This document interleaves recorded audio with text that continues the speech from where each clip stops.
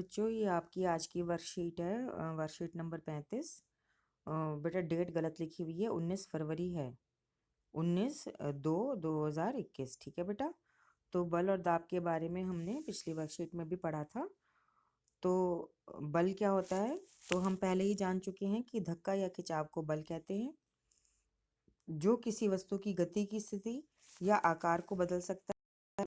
तो बेटा हमने 5 बातें बताई थी, 5 पॉइंट कि आकृति भी बदल सकता है, दिशा भी बदल सकता है, और रुकी हुई वस्तु को गति में भी दे सकता है, और गतिशील वस्तु को रोक भी सकता है। तो इस वर्कशीट कार्यपत्रक में हम बल के परिमाण और दिशा के बारे में जानेंगे। बेटा परिमाण का मतलब होता है वैल्यू, है ना, और दिशा मतलब डायरेक्शन हो गया। मतलब बल कहाँ लगा रहे हैं। अगर हमने वस्तु को अपनी ओर खींचना है तो उसकी दिशा कौन सी कहलाएगी। अगर हमने वस्तु को धक्का देना है तो दिशा क्या होगी।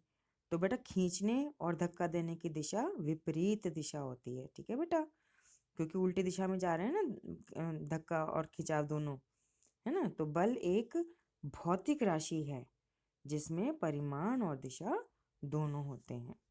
तो भौतिक राशि किसे कहेंगे, वह राशि जिसमें परिमाण और दिशा दोनों होते हैं। परिमाण मतलब जैसे हम बोलते हैं आलू ले आओ 10 किलो, 2 किलो, प्याज ले आओ 1 किलो। तो हम क्या बता रहे हैं, परिमाण। 10 किलो 2 किलो ये परिमाण बता रहे हैं बेटा। ठीक है। तो वस्तु को जिस दिशा में धकेला या खींचा जाता है उसे बल की दिशा कहा जाता है। बल के परिमाण का मतलब है कि किसी वस्तु पर कितना बल लगाया गया, वैल्यू, है ना।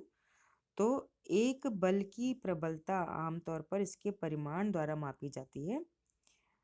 बल की इकाई न्यूटन है, जिसे कैपिटल एन के रूप में व्यक्त किया जाता है। तो बेटा या तो आप हिंदी में न्यूटन लिखें या इंग्लिश का कैपिटल एन लिखें। बल किसी वस्तु की गति या स्थिति को बदल सकता है। तो बेटा परिमाण बल की प्रबलता, प्रबलता मतलब ताकत।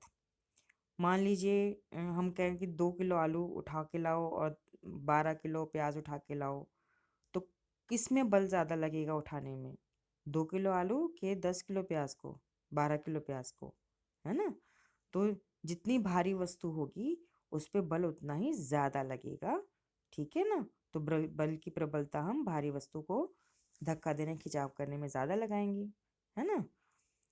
तो किसी भी वस्तु पर एक ही दिशा में लगाए गए बल जुड़ जाते हैं। कहने का क्या मतलब है, सोचो आपको 50 किलो सीमेंट की एक बोरी है, उसको आपने उठा के लाना है या खींच के लाना है या धक्का दे के लाना है। तो आप अकेले धक्का दे रहे हो या खींच रहे हो उसको, या आपकी बहन आपके साथ या आपका भाई आपके साथ आता है, कहता है लाओ मैं आपकी मदद करूं, और वो भी उस 50 किलो बोरी को धक्का देता है आपके साथ या उसको खींचता है। तो क्या होगा, आप अकेले उठा पा रहे थे या आप दोनों मिलकर उठा पा रहे थे। बेटा उठा तो आप भी पाओगे अकेले भी, और भाई के साथ भी अगर आप उठाओगे तो उठा पाओगे, धक्का या खिंचाव दे पाओगे।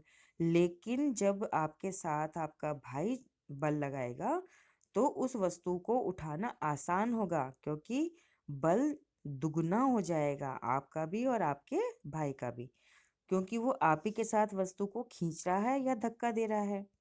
इसीलिए कहा कि एक वस्तु पर एक ही दिशा में लगाए गए बल जुड़ जाते हैं, क्योंकि वो आपका बल और भाई का जो बल है वस्तु के ऊपर वो जुड़ गया। अब आप सोचो कि कोई वस्तु है, आप और आपका भाई उसकी दोनों अलग अलग दिशा में खड़े हो गए।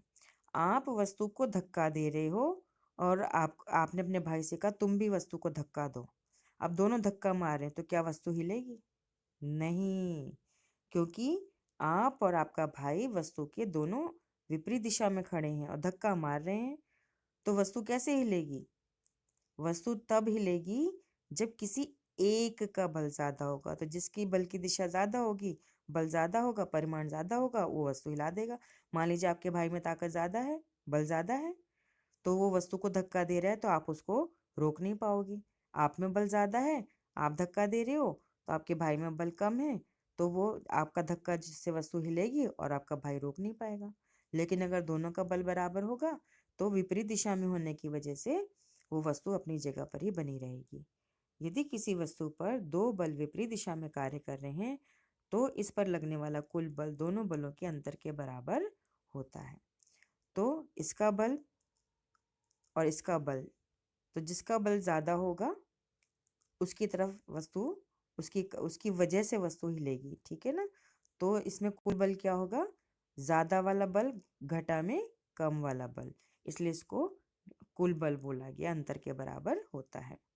जैसे एक खेल आप खेलते हो रस्साकशी का, जब आपका एनुअल डे होता है स्कूल में तो आपको याद है ना कि एक रस्सी होती है बीच में, उसमें रिबन बांध देते हैं, और बच्चों के साथ भी होता है, मैडमें भी खेलती, सारी मैडम्स खेलती है ना। तो एक तरफ से एक टीम खींचती है, दूसरी तरफ से दूसरी टीम खींचती है। तो इसमें आपको पता है ना, जिसकी टीम में बल ज़्यादा होगा उसकी तरफ रस्सी खींच जाएगी। तो यदि दोनों बल बराबर मात्रा में और विपरीत दिशा में हो तो कुल बल शून्य होता है।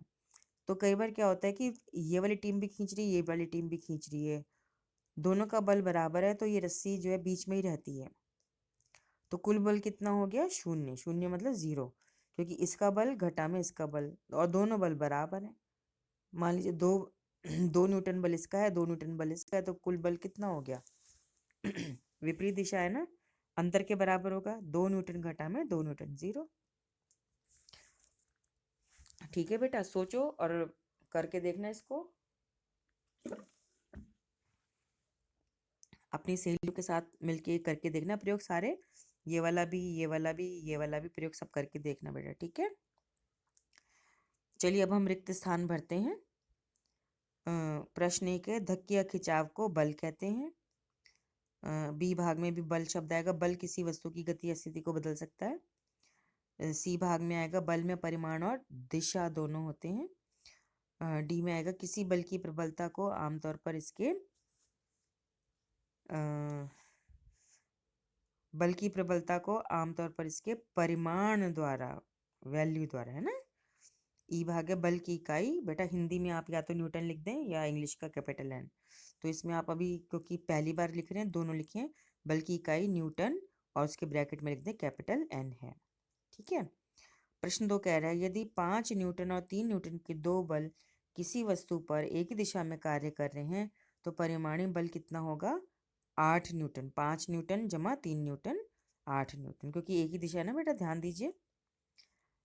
प्रश्न 3 कह रहा है, यदि 5 न्यूटन और 3 न्यूटन के दो बल किसी वस्तु पर विपरीत दिशा में कार्य कर रहे हैं तो परिणामी बल कितना होगा, तो 5 न्यूटन घटा 3 न्यूटन यानी 2 न्यूटन होगा। और बेटा ये सब कार्य कर पाए आप, सारे प्रयोग करके देखिएगा, जो ये ऊपर सारे बताएं, ये वाला, ये वाला, ये वाला, ठीक है। और इसके लिए आपको अपने आप को स्वस्थ रखना है, अपने परिवार के सदस्यों को स्वस्थ रखना है। तो कोविड-19 के विरुद्ध लड़ाई में हमें मिलके हेल्प करनी है सबकी। तो उसके लिए आपने मास्क लगा के निकलना, जब भी घर से बाहर निकलें 2 गज की दूरी को बनाए रखेंगे, और जब भी घर आएंगे अपने हाथों को अच्छे से धोएंगे, क्योंकि सबसे ज़्यादा ये विषाणु जो है, कोरोना वायरस जो है, वो हाथों के द्वारा फैल रहा है, क्योंकि हाथों से तो सब काम करते हैं। सिर में खुजली आ रही है, आँख में खुजली आ रही है, गाल पे कुछ आपने हाथ लगा लिया, नाक नाक पे आपने हाथ लगा लिया, तो ये तो उसी की वजह से फैल रहा है सबसे ज़्यादा, है ना। तो इसको ध्यान रखिए आप।